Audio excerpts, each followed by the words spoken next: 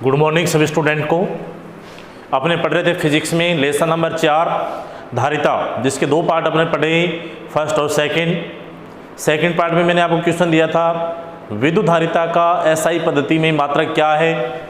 तो विद्युत धारिता का सूत्र है C=Q/V। आवेश का मात्रक क्या होगा, कूलाम, और विद्युत विभव का मात्रक क्या होगा, वोल्ट।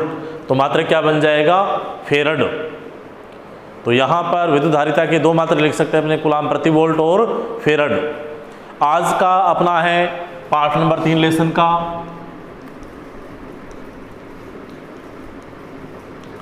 और इसका पहला टॉपिक अपना ये होगा संधारित्र, कैपेसिटर। संधारित्र क्या है, कितने प्रकार का होता है, किसे कहते हैं, सिद्धांत क्या है, इसकी विशेषताएं लिखिए। बड़ा प्रश्न है एक। तो आपने देखा होगा जैसे घरों में हमारे छत वाला जो पंखा होता है, इसमें इस प्रकार से एक सेल लगा होता है। ये सेल ही क्या है, कैपेसिटर है, संधारित्र है। इस सेल को अपने क्या बोलेंगे, कैपेसिटर या संधारित्र। तो डेफिनेशन क्या बनेगी इसकी, डेफिनेशन ये है वह प्रबंध या व्यवस्था या युक्ति, तीन नाम बोल सकते हैं। वह प्रबंध या व्यवस्था या युक्ति जिसमें किसी चालक का आकार बढ़ाए बिना धारिता का मान बढ़ाया जाता है। वह युक्ति या प्रबंध या व्यवस्था जिसमें चालक का आकार बढ़ाए बिना धारिता का मान बढ़ाया जाता है, संधारित्र कहलाता है। संधारित्र में दो प्लेटें होती हैं। वह प्लेट जिसको अपने बैटरी के धनात्मक सिरे से जोड़ेंगे वो कहलाएगी धनात्मक प्लेट, और जिस प्लेट को अपने ऋणात्मक सिरे से जोड़ेंगे वो कहलाएगी ऋणात्मक प्लेट। तो संधारित्र में दो प्लेट होती है, धनात्मक और ऋणात्मक। संधारित्र के लिए अपन क्या करेंगे, एक बैटरी लेंगे और बैटरी में संधारित्र की दो प्लेटें इस प्रकार से अपन बनाएंगे।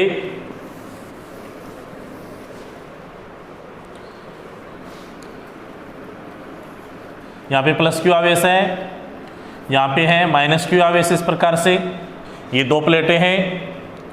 इन दोनों प्लेटों को अपने एक बैटरी और एक कुंजी से ऐड कर देंगे इस प्रकार से। ये बैटरी का प्लस है, ये माइनस है, ये कुंजी है। जैसे ही कुंजी लगाएंगे सर्किट में धारा बहेगी और धारा की दिशा क्या होगी, बैटरी के प्लस से माइनस की ओर।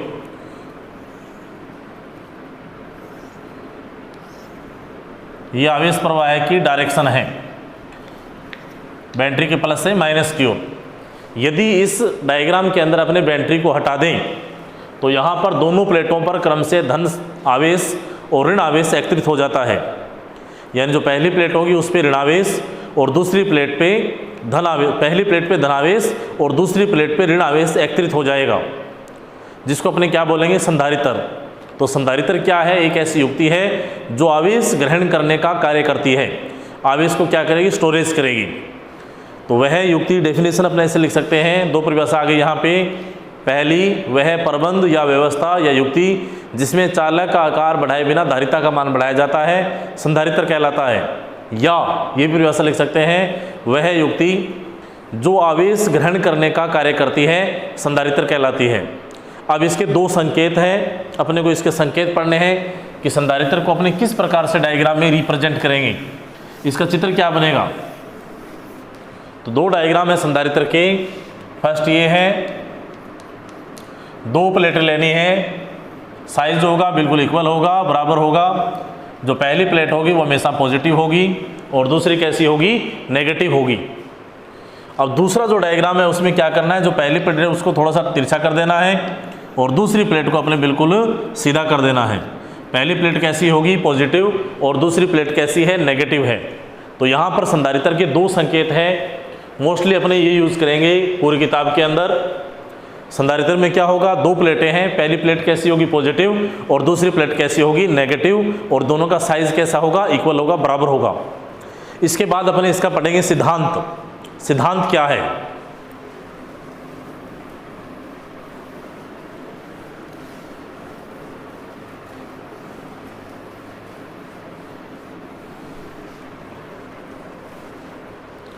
किसी भी संधारित्र की धारिता अपने दो प्रकार से बढ़ा सकते हैं। संधारित्र की धारिता को दो प्रकार से बढ़ाया जा सकता है। फर्स्ट, एक नंबर अपने ये पढ़ा था कि C इजिकल टू होता है 4 पाई इप्सिलॉन 0 कैपिटल R। ये कॉन्स्टेंट है जिसको अपन क्या लिख सकते हैं, C समानुपाती कैपिटल R। इसका मतलब किसी चालक का आकार बढ़ाकर उसकी धारिता को बढ़ाया जा सकता है, अधिक किया जा सकता है। अगर किसी चालक की त्रिज्या अपने बढ़ा देंगे तो धारिता का मान भी बढ़ जाएगा, लेकिन यह प्रायोगिक रूप से संभव नहीं है। अब मान लो कि अपने को किसी वस्तु की धारिता का मान बहुत ज़्यादा बढ़ाना है, अपने चाहते हैं कि उसकी धारिता बहुत ज़्यादा हो जाए, पृथ्वी से भी ज़्यादा हो जाए, तो उसका आकार क्या होगा, बहुत बड़ा हो जाएगा, पृथ्वी से भी बड़ा। असंभव हो गया, इम्पॉसिबल है। तो पहला सिस्टम या पहला जो यहाँ पे रूल है वो संभव नहीं है, असंभव है। Second, C equal to formula पढ़ा, C इजिकल टू Q बटा में V। अगर अपने किसी भी प्रकार से किसी युक्ति का आवेश नियत रखें, कांस्टेंट रखें और वोल्टेज डाउन कर दें, तो यहाँ पर धारिता का मान क्या हो जाएगा, पहले की तुलना में अधिक हो जाएगा। अगर अपने किसी युक्ति का आवेश नियत रखकर उसका विभव कम कर दें तो धारिता का मान बढ़ जाएगा।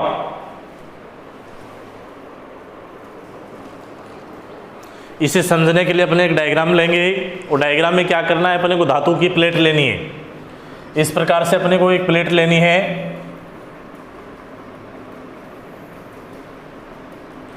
ये पहली प्लेट है ए, या इसको अपने P1 भी लिख सकते हैं। जो पहली प्लेट है उसको अपने एक बैटरी से जोड़ देंगे, बैटरी के धन सिरे से जोड़ना है। तो सर्वप्रथम अपने एक प्लेट लेंगे और उसको बैटरी के धन सिरे से ऐड कर देंगे, जिससे क्या होगा, इस पर धनावेश उत्पन्न हो जाएगा। अब अपने क्या करेंगे, इस प्लेट A के निकट एक अन्य प्लेट B रखेंगे जो विद्युत रूप से उदासीन है। विद्युत रूप से कैसी है, उदासीन। B प्लेट पर किसी भी प्रकार का आवेश नहीं है। A प्लेट और B प्लेट की जो बीच की दूरी है वो स्मॉल d है। अब यहाँ पर अपने पढ़ा आवेशन, लेसन नंबर 1 में या लेसन नंबर 2 में पढ़ा कि आवेश कैसे उत्पन्न होता है। तो विद्युत प्रेरण की प्रक्रिया से जैसे ही अपने B प्लेट को A प्लेट के निकट रखेंगे तो B प्लेट की आंतरिक सतह पर समान परिमाण का ऋण आवेश उत्पन्न हो जाएगा,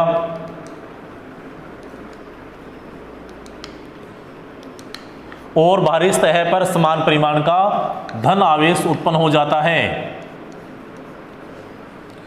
अब जो B प्लेट की आंतरिक सतह पर ऋणावेश है वो A प्लेट के धन आवेश से बंधा हुआ है, यानी B प्लेट का जो ऋणावेश है वो क्या करेगा, A प्लेट के विभव को कम करने का प्रयास करेगा, लेकिन जो B प्लेट का धनावेश है वो क्या करेगा, वो A प्लेट के विभव को बढ़ा देगा। अब अपने एक डायग्राम और बनाते हैं, सेम यही डायग्राम, इसको रिपीट कर रहा हूँ मैं। ये पहली प्लेट,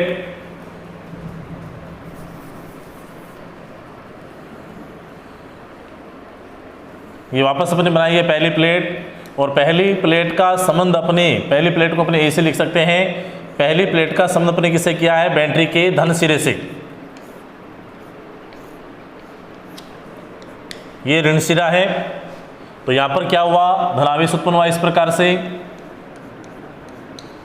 अब जो ए प्लेट है इसके निकट अपने एक अन्य प्लेट और रखी है बी प्लेट। विद्युत प्रेरण की प्रक्रिया से बी प्लेट की आंतरिक सतह पे क्या आएगा, ऋणावेश। जितना धनावेश होगा उतना ही ऋणावेश उत्पन्न हो जाएगा।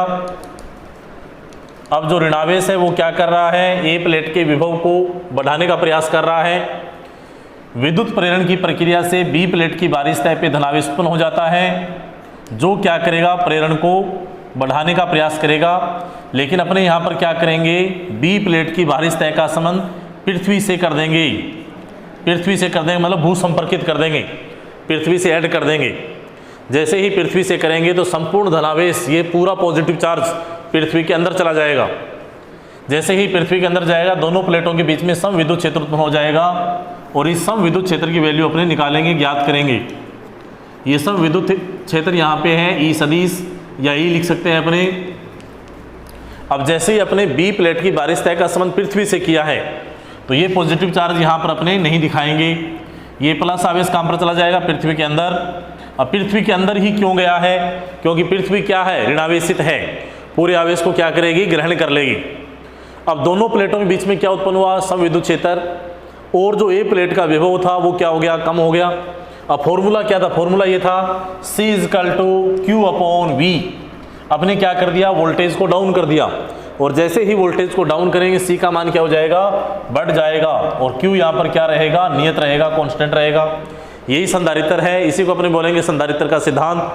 तो यहाँ पर डेफिनेशन क्या बनी कि किसी चालक का आकार बढ़ाए बिना, किसी चालक का आकार बढ़ाए बिना धारिता बढ़ाने के लिए पृथ्वी से जुड़ी हुई ऋणावेशित प्लेट को, यहाँ पर अपने पास एक प्लेट है जो कैसी है? ऋणावेशित है। इस ऋणावेशित प्लेट को धन आवेशित प्लेट के निकट लाकर समायोजन किया जाता है, जो क्या कहलाता है? संधारित्र कहलाता है। संधारित्र की परिभाषा बहुत ही आसान है कि किसी चालक का आकार बढ़ाए बिना धारिता बढ़ाने के लिए पृथ्वी से जुड़ी हुई ऋण आवेशित प्लेट को धन आवेशित प्लेट के निकट लाकर समायोजन किया जाता है, जो संधारित्र कहलाता है। और यही क्या है? संधारित्र का सिद्धांत है। इसे अपने क्या बोलेंगे? संधारित्र का सिद्धांत।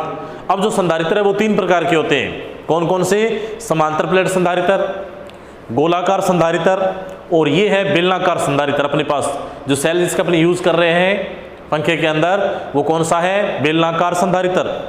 तो अपने पास संधारित्र कितने प्रकार के होते हैं? 3 प्रकार के। कौन कौन से? समांतर प्लेट संधारित्र, गोलाकार संधारित्र और बेलनाकार संधारित्र।